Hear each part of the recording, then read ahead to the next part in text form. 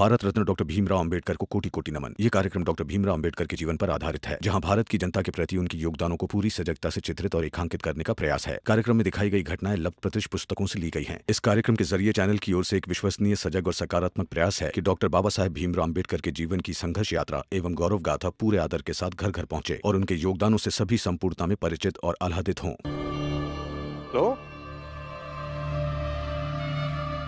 Sir, Satara में मेरे अंबेडकर गुरुजी थे। वो हमेशा कहा करते थे कि अक्सर किसी को बर्बाद करने के लिए सहूलियत दी जाती है। वो ये भी कहा करते थे कि संघर्ष का रास्ता बिना कुछ सोचे खुद से तुरंत स्वीकार कर लेना चाहिए और सहूलियत का रास्ता बहुत सोच समझकर स्वीकारना चाहिए, क्योंकि छल संघर्ष में नहीं, सहूलियत में होता है। और मेघनाथ जी, आपका ये प्रस्ताव मुझे छल ज्यादा लग रहा है। तो ये पैसे लीजिए और जाइए, हमें हमारे हाल पर छोड़ दीजिए। सच में भीमराव, बड़े ही अजीब आदमी हो तुम। अरे किस किस की बातों को लेकर बैठ जाते हो, हाँ? अरे इतना अच्छा मौका दे रहा हूं तुम्हें अपने जीवन में आगे बढ़ने का। अरे इस मौके का फायदा उठाओ, पैसे लो और आगे बढ़ो। लो। नहीं, अंबेडकर गुरुजी कोई ऐसे ही नहीं है। गुरु है मेरे, और मैंने गुरु माना है तो उनकी सीख पर तर्क नहीं कर सकता हूं मैं जानता हूं मेघनाथ जी कि आप हमारे सपनों के जड़ में मट्ठा डालने आए हैं, लेकिन हम आपको विश्वास दिलाते हैं कि संघर्षों में मेहनत की मठनी बनाकर हम सफलता का मक्खन जरूर निकालेंगे।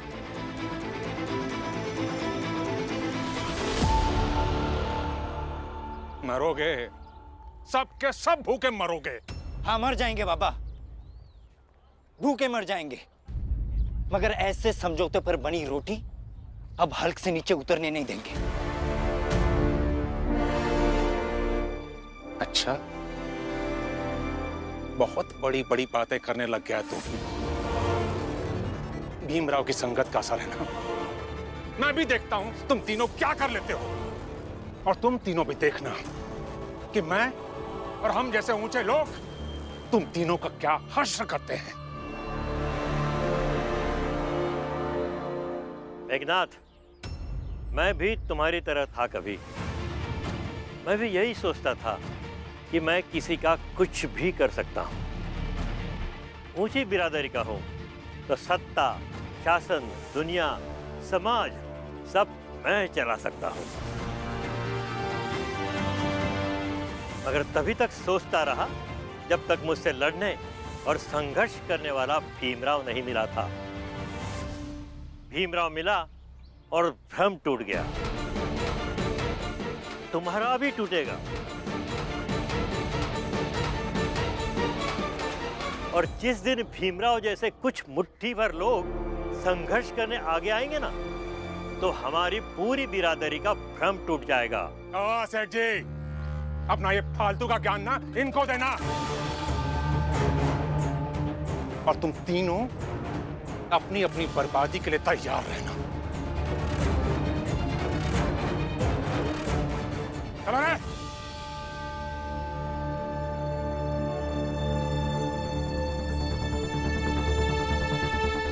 चलिए सर, हम चलते हैं उनके पास, जो हमारी थोड़ी मदद कर सके।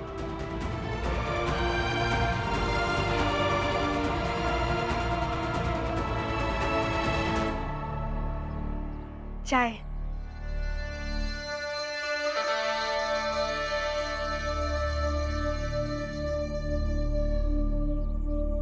आज ना मैं बहुत खुश हूँ, शायद सबसे ज्यादा खुश। हाँ, समझ सकता हूँ। मैनेजर बन के जाना सच में खुशी की बात है। नहीं, इस बात के लिए कम और इस बात के लिए ज्यादा खुश हूँ कि आपने मेरा साथ दिया रात में, और इसके लिए तो मैं आपको शुक्रिया कहूंगी कि आपने भीम और रमा के खिलाफ जाकर मेरा साथ दिया।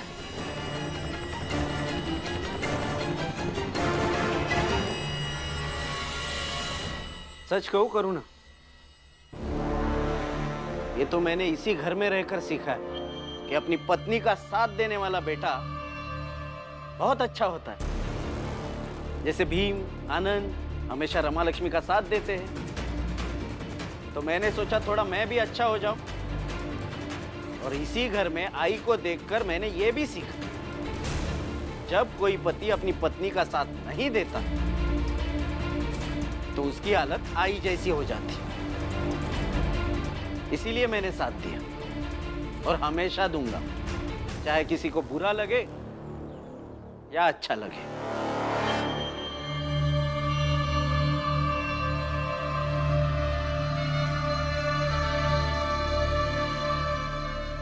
बाला, बीवी का साथ देना मुझे तो बुरा नहीं लगेगा, बस सही चीज में साथ दो तो अच्छा ही लगेगा। और ये भी ठीक नहीं है ना कि अपने बाप को ही ताना दो। कम से कम इतने सालों में अपने बाप को तो समझ गए होते। इस घर में कोई किसी को समझता नहीं है, बस भीम रमा समझे जाते हैं और भीम रमा ही समझाए जाते ये हैं। तो बेकार की बहस है, इस पर बोलने का कोई मतलब नहीं।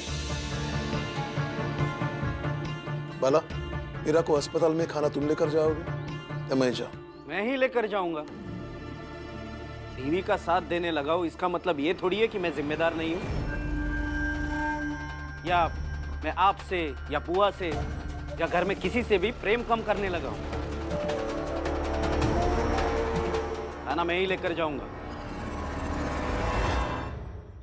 करुणा, मुझे खाना बंद कर दे दो, मैं लेकर जाता हूं। वो मुझे देर हो जाएगी, रमा और लक्ष्मी को बोल दीजिए।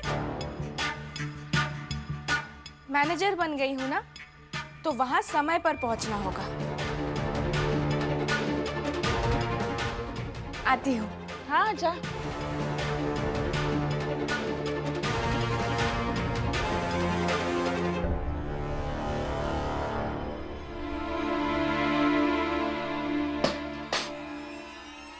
रमा, लक्ष्मी, रमा, रमा जल्दी जल्दी से भाकरी बना ताकि बाला बुआ के लिए खाना ले जाए।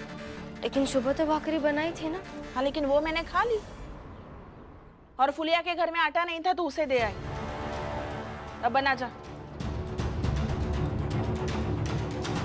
मगर आई, हमें काम पर समय से पहुंचना है और हमें देरी हो रही है। मतलब वहाँ बुआ भूख से मर जाएगी तो चलेगा, लेकिन काम पे समय से पहुंचना है। और ये तो है ही, इसके हाथ भी इसके जुबान की तरह तेज चलते हैं। जा जल्दी बना, जल्दी भाकरी बना और फिर जा काम पे। जानबूझकर कर रही है ना आप ये सब, ताकि हमें कारखाना जाने में देर हो जाए और वहाँ करुणा दीदी हमें जलील करे। तुझे जो समझना है समझ, जलील होना चुन ले, नहीं तो बुआ का वहां भूखे रहना चुन ले। देख लो।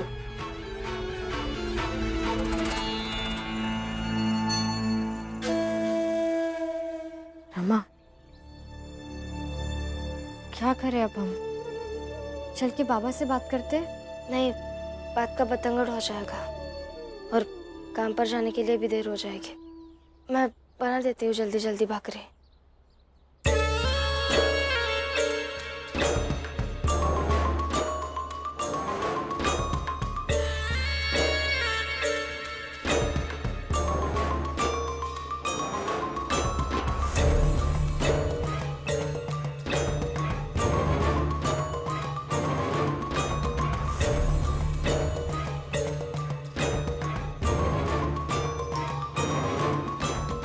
ये रही भाकरी।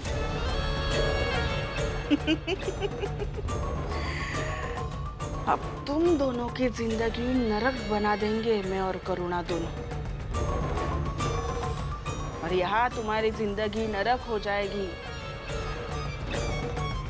तो वहां भीम तरक्की कैसे कर पाएगा?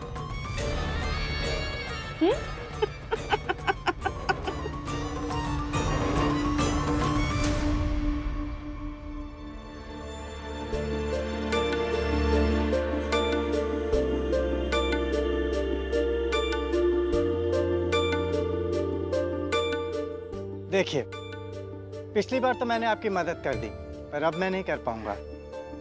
मगर क्यों सर? मुझे उम्मीद नहीं है कि आप सबसे अखबार चल पाएगा।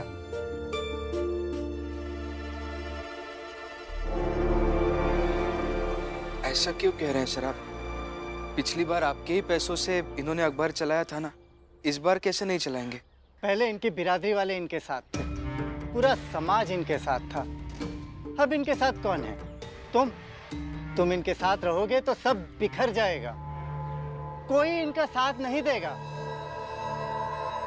मैं पैसे नहीं लगा सकता।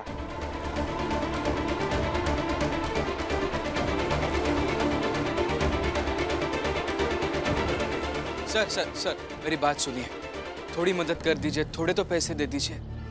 ऐसा है, पैसे मेरे हैं, जिसे मन होगा उसे मैं दूंगा। भिखारी को दे दूंगा पर तुम्हें नहीं दूंगा, समझे?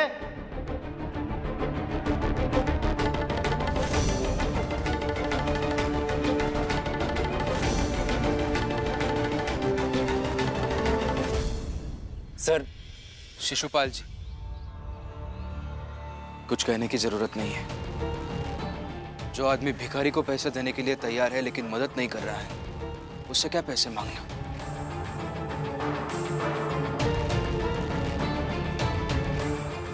और सर आप याद रखिएगा, जिस दिन हमारा अखबार खुलेगा सबसे पहले अखबार लेकर आपके पास आऊंगा।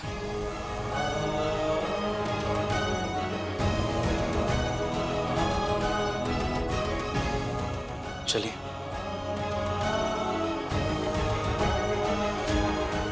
शिशुपाल जी, दूसरा नाम बताइए।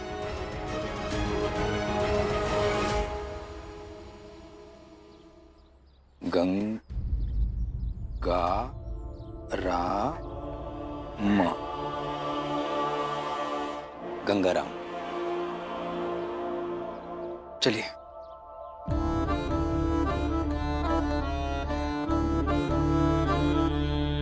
संघर्ष है ये जीवन, जीवन चलने का नाम। इस जग से पहले है तुझसे तेरा संग्राम। संघर्ष है ये जीवन, जीवन चलने का नाम। इस जग से पहले है तुझसे तेरा संग्राम।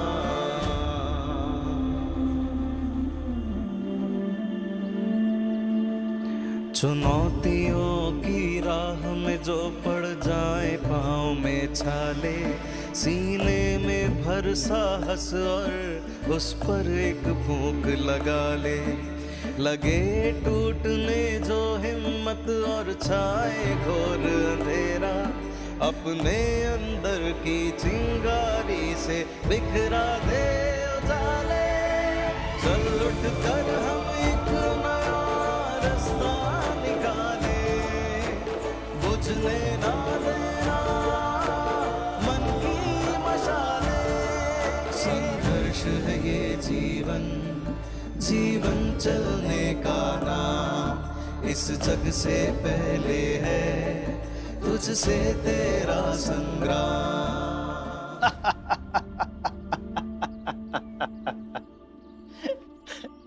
तुम अखबार निकालोगे भीमराव? हाँ? कमाल है, जिनके पास खाने के लिए नहीं है अब वो पेपर कलम से व्यापार करेंगे। हाँ?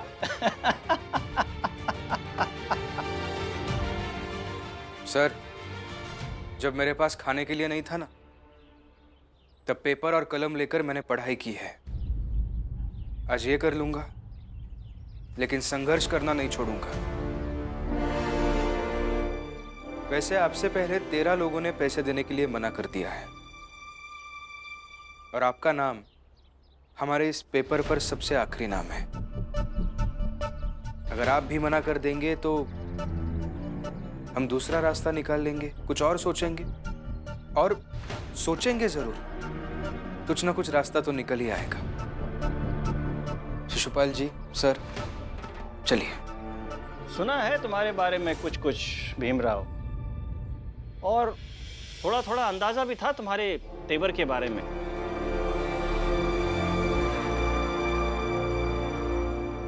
एक शर्त है, उस पे पैसा लगा दूंगा।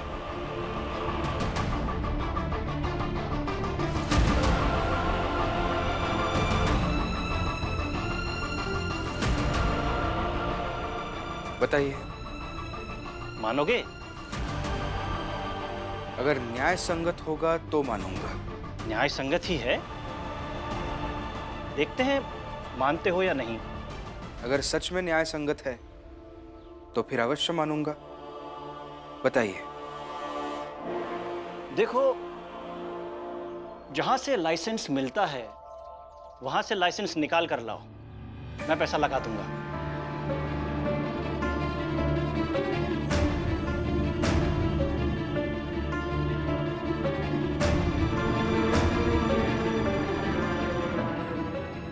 मगर शर्त तो यही है ना कि पैसे होंगे तो लाइसेंस देंगे।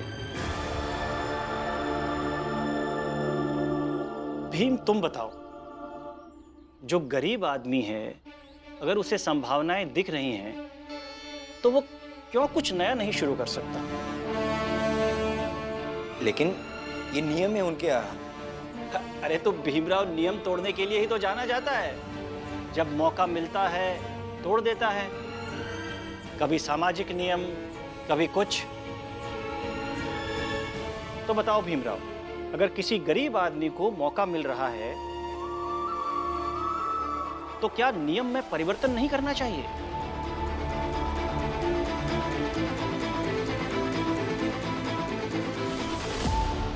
आप भीमराव को फंसा रहे हैं पूरी व्यवस्था को बदलने के लिए। और इसमें हम नहीं उलझेंगे। भीमराव, तुम बताओ, मेरी बात न्याय संगत है या नहीं? अगर है तो पहले नियम बदल कर लाओ, फिर पैसे दूंगा।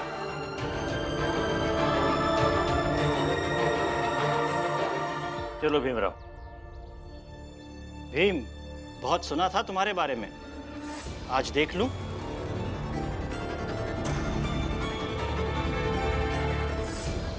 भीम, ये इनकी चाल है। मैं भी जब तुम्हारे खिलाफ रहता था तो यही सोचता था कि कैसे तुम्हें किसी चीज में उलझा दो। इस वक्त यही कर रहे हैं। चलो यहां से। भीम, क्या सोच रहे हो? चलो यहां से, चलो। सुनो भीमराव, ऐसे न्याय संगत चीजों से भाग रहे हो? मैंने तो सुना था कि तुम मुश्किल से मुश्किल लड़ाई लड़ते हो। तो बताओ, ये लड़ाई लड़ोगे या नहीं?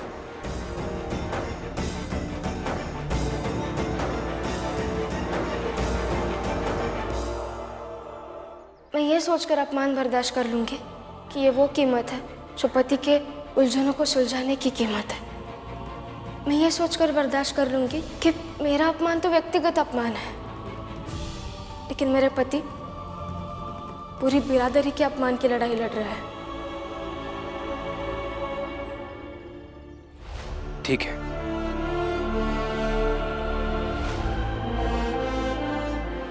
भीम, कुछ भी मत बोलो। हाँ भीम, फंस जाएंगे। बात न्याय की है। जिनके पास पैसे नहीं हैं उन्हें लाइसेंस नहीं मिलेगा। हम उनसे कह रहे हैं कि अभी लाइसेंस दे दीजिएगा, बाद में हम पैसे जोड़कर आपको लाकर दे देंगे। लेकिन हमारे ऊपर विश्वास नहीं है। विश्वास होना बहुत जरूरी है।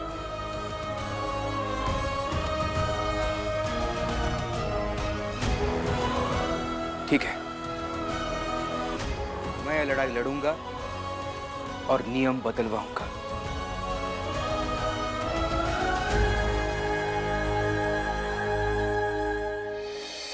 जाओ, अगर लाइसेंस मिल गया तो मैं पैसे लगा दूंगा।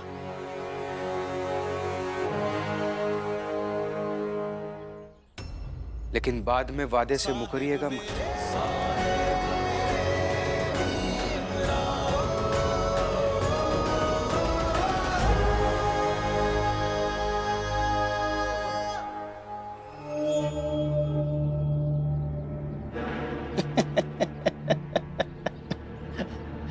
बेवकूफ है। जाओ ऑफिस, धक्के मारकर भगाएंगे। भीम रुको, रुको भीम। क्या कर रहे हो? ये सब करोगे तो लाइसेंस नहीं मिलेगा। ये सब करूंगा और जीत जाऊंगा तो लाइसेंस जरूर मिलेगा, लेकिन ये सब नहीं करूंगा तो जरूर लाइसेंस नहीं मिलेगा। इसलिए चलिए एक नई लड़ाई लड़कर आता हूं। भीम, मत जाओ। सर, ये लड़ाई मैं अकेला लड़ूंगा। अगर जीत गया तो हमें लाइसेंस मिल जाएगा, अगर नहीं जीत पाया तो फिर बाद में आप दोनों लाइसेंस के लिए अलग से कोशिश कीजिएगा।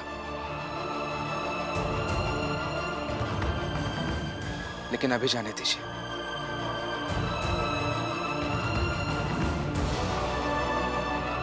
भीम,